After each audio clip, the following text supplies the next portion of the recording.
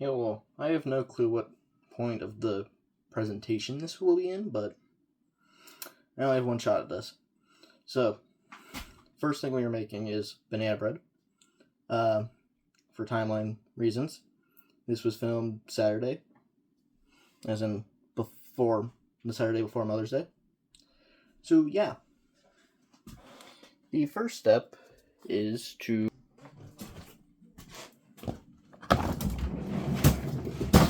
I prefer to freeze mine just because they're easier.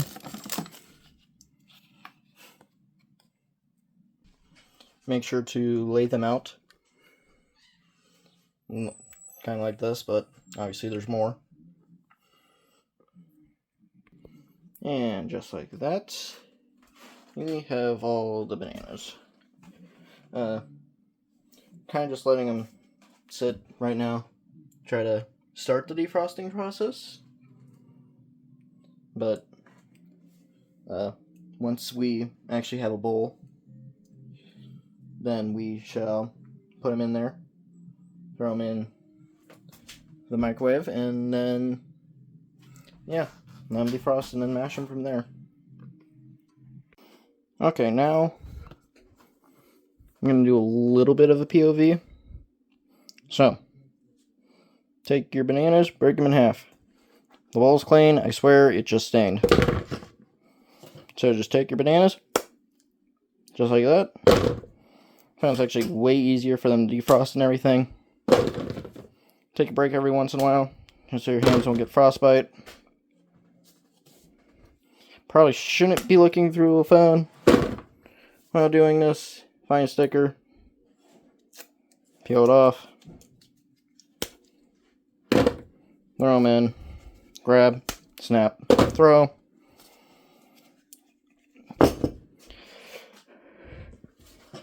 Grab, snap, throw.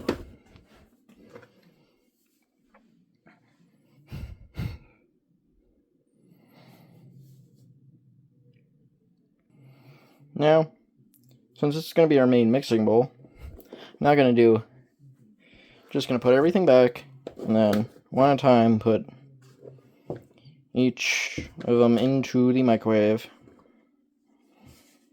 and then get the insides out.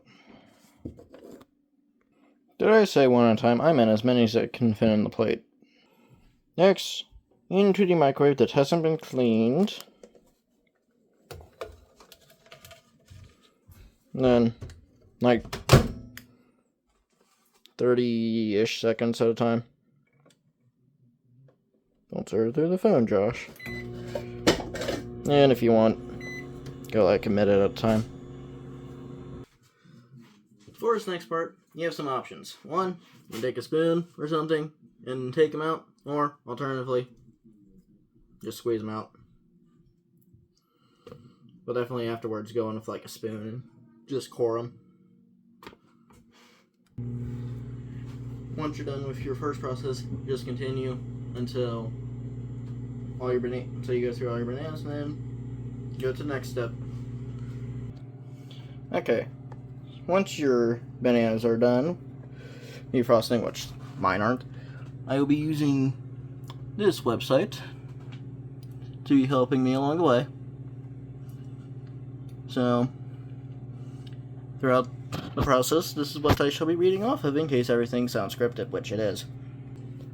Also, I also have some of the ingredients down because I did math, even though the website I was using did have an onboard calculator, but decided not to use that. Yes, some of these are spoilers, or if I haven't shown them already, but that showed you how early on in the process I was. Thought I'd just do the last two bananas with you guys. There's a trash can over there.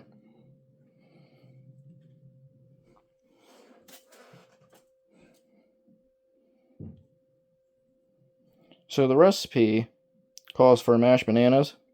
Frozen are good.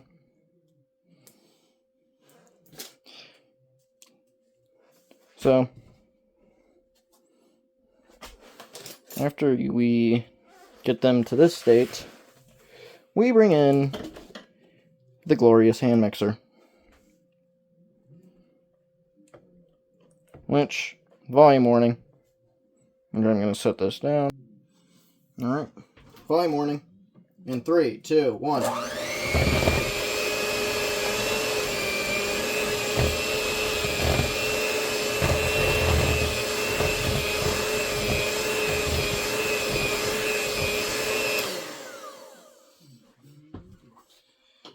And just like that, you have instant mashed bananas.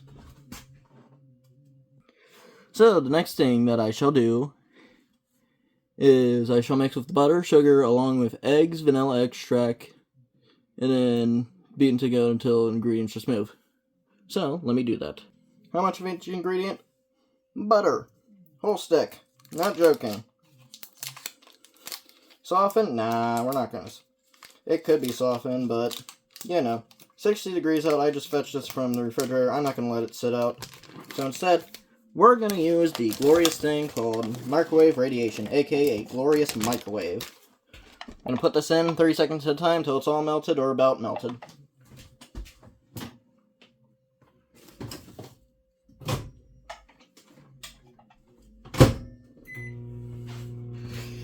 And then we have the sugar.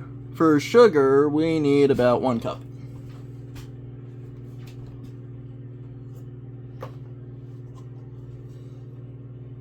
1 cup, as it says right there. Also, make sure you be washing your hands before handling food. Just for sanitation. Shouldn't have to say that. But, sadly,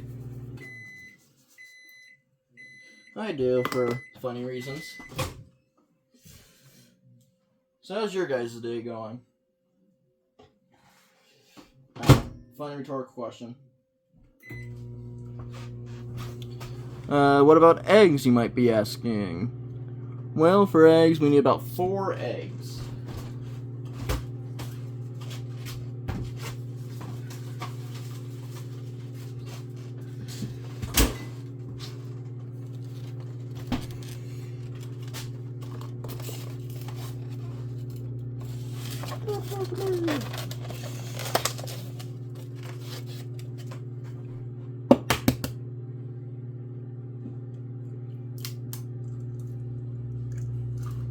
I like to crack my eggs on a flat surface, just so I'm not sending any bits of shell into the thing. So, crack an egg, put it in like a few times.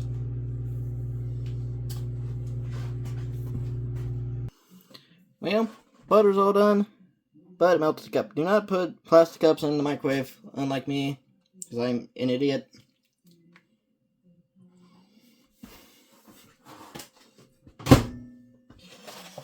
Sure, you could watch all these other people, and they'd say, don't do this, don't do that.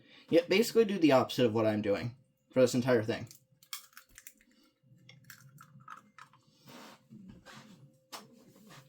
Next is the vanilla extract. Vanilla extract. I don't think it's pure because of reasons. But for this, I shall need about 2 teaspoons. 2 teaspoons. Which, and don't tell people I do this. Just kidding. They all know. 1, 2, 3. I think that's enough. If it's a little extra, it's a little extra. Sue me.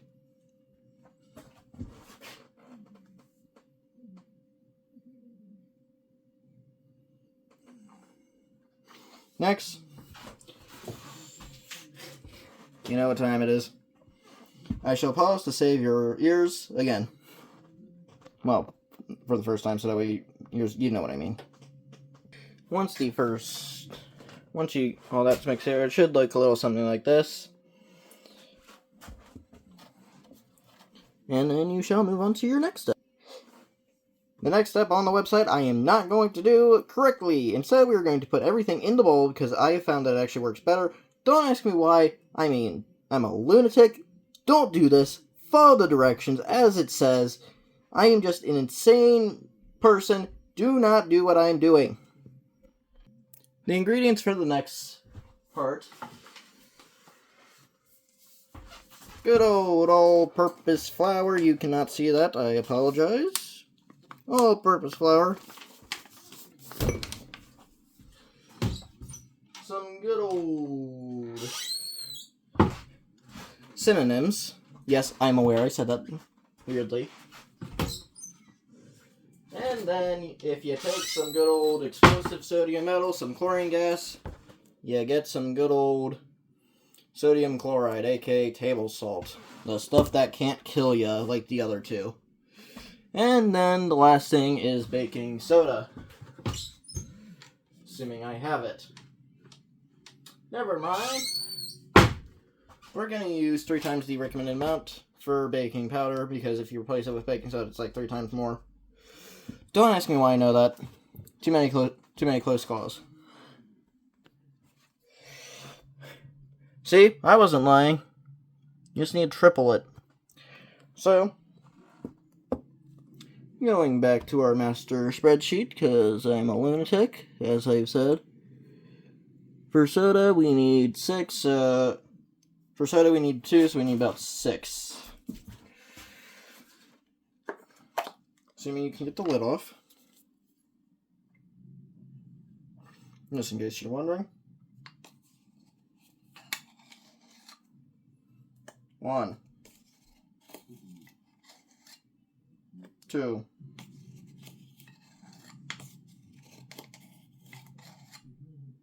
3, 4, 5, and 6. Well, you made it to the center of Tootsie, but I mean, you got the baking powder that you need, and so soda, because you are because I forget always to get it, but who cares? So next we are going to do the table salt, because I can read. Which for this we need about 1 teaspoon. Roughly leveled. That's actually some of the most leveled salt I've done.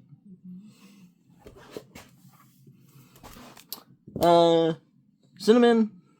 It says about half, but this is a brand new thing. Of course. Brand new thing, of course, it still has the seal on. So instead of being paid, really.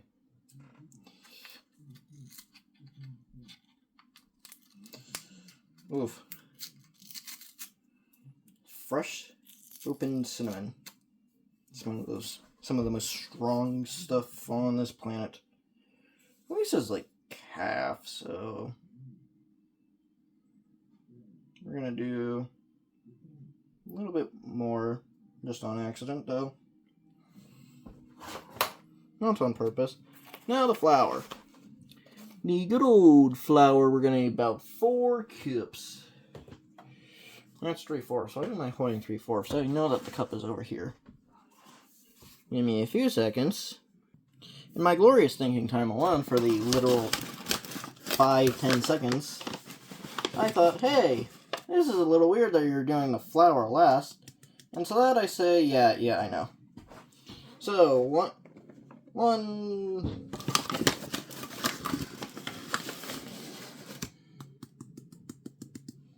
2,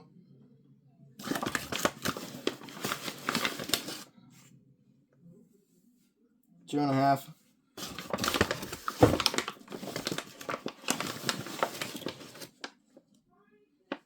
3,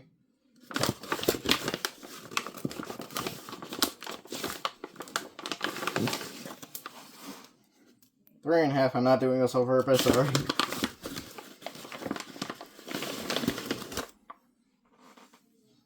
4.5.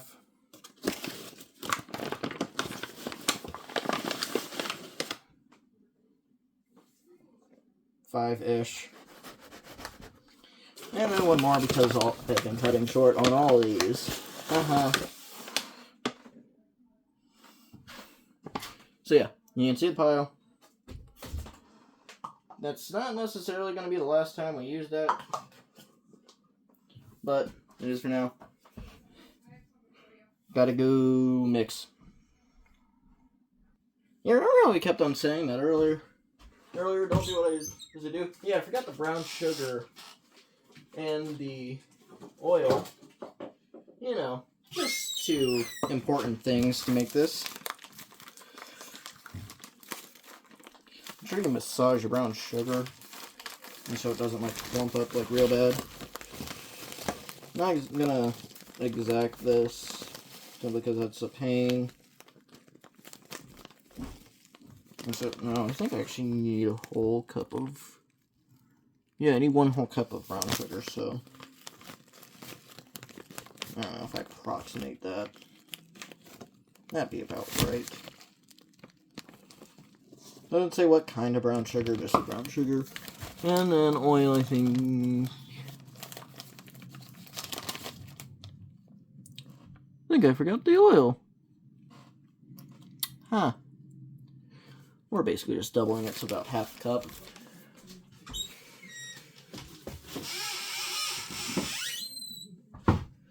Should probably get more oil soon. You know, since we do live in America and everything, that stuff's kind of just hanging around. Probably get some in my own backyard. Yeah, the reason why I was wondering is because I remember seeing them on the thing, wondering when we were going to add them in. Forgot the first step. So, BRB. Have a spatula at hand, just in case it, like, gums up like this. Works wonders. So, way too doughy. Don't want it to do that. So, just going to add some good old H2O. Just to try to get it water-ish down. You want it to be more of a battered consistency, so... Just gonna try to, like, mix this in and everything.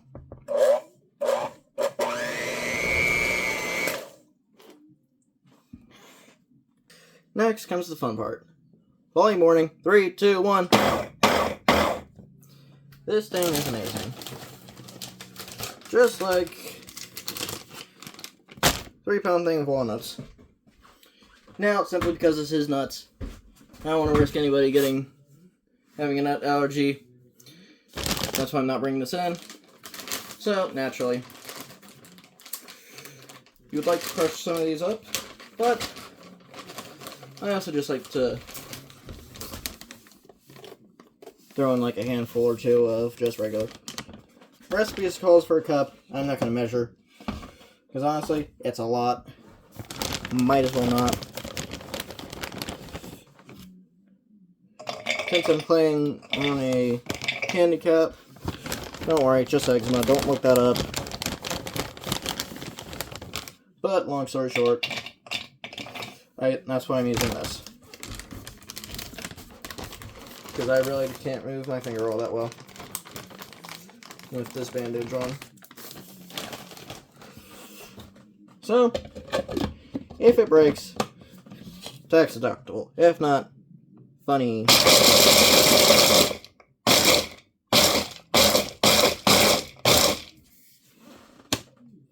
That, my friends, is on the low setting.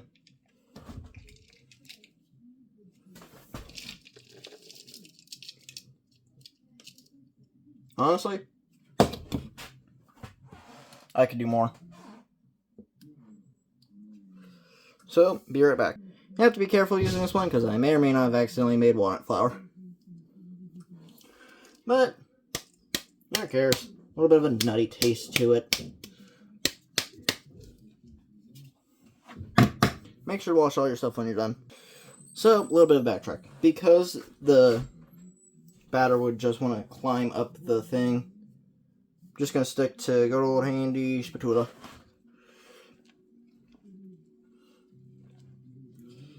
Yeah.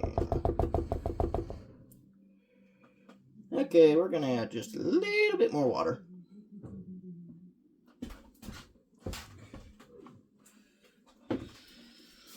Just kidding, we're actually just going to experiment. Because experimenting usually ends up with the best results. Am I lying? You bet. Once you feel that it is mixed enough, get something out of the freezer that you have been waiting for a long time. That's right, dark chocolate chips. So, when opening them, gotta make sure, typically you spill some everywhere, but because you are the one in charge and you are the one cooking, take them for yourself. You earned it. And then, put the whole thing in.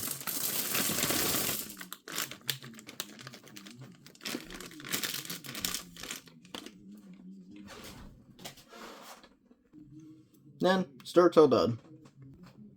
Make sure you just push in every once in a while.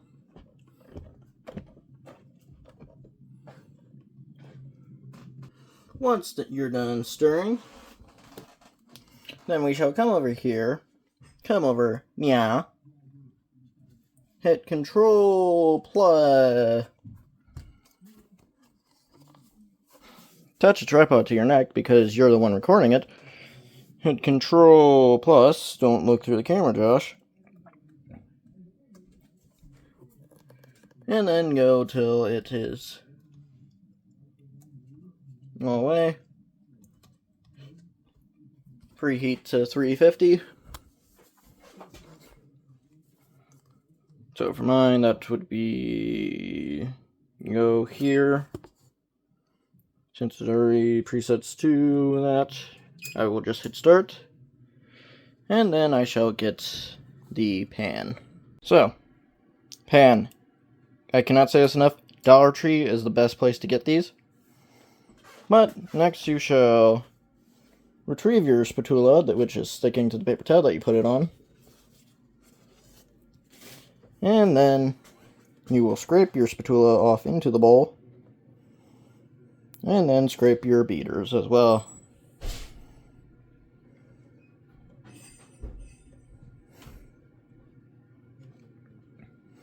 Once you find them relative clean enough, eject your beaters and throw them in the sink, which I will not, at least on camera. So what I shall do on camera, give one final good old mix, pick up your bowl, and then dump. Which I will not do because I need two hands and I don't want to be positioning cameras and everything. So yeah. So, next, once you get all of it poured out, on a flexible tripod, not probably the best idea. What you want to do is attach a tripod to your neck if you're using a tripod for some stupid reason, and then just spread it out, make it look pretty. Don't worry, this process doesn't take too long. Might get cut out or sped up. And then once your thing's to heat, then put it in the oven. Then once you accidentally hit stop for the millionth time, check to make sure that your oven is empty. I have had that problem. And then put your thing in the oven. Support the bottom as it says, and just in case that does fall through. But just be very, very careful putting it in to make sure you don't get burned. Then, what you want to do is, if you don't have a timer built into your stove, which I do, so I will just turn it off because apparently someone left it on, put it in for about an hour, then you go from there. If you don't, I don't know, like egg time or something like that. But I shall see you back when I am done. Next part, you can pretty much hear it, but pretty much has grandma this, if she bakes. But the toothpick method, I use a chopstick. Don't ask me why. Don't do it the way I'm doing. Safety. Pull it out of the oven. Grab your toothpick. That has a nice crust to it, actually. From what I can see, that needs to go in for just, I don't know, 10, 20 minutes. So, we're going to do 20 minutes, starting now. So, ironically, right when my popcorn got done, this got done. Already did the pull test.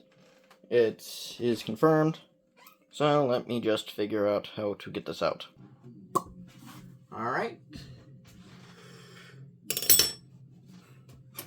Going to gently pull this out. And then... Yes, I meant to drop that. And then turn off your oven, or else you will forget about it until you go to leave your house. Next, let it cool. Or if you're like me, separate the edge and cut it now. That way it's easier to cut and everything. And yeah, pretty much that is it. Alright. See you later.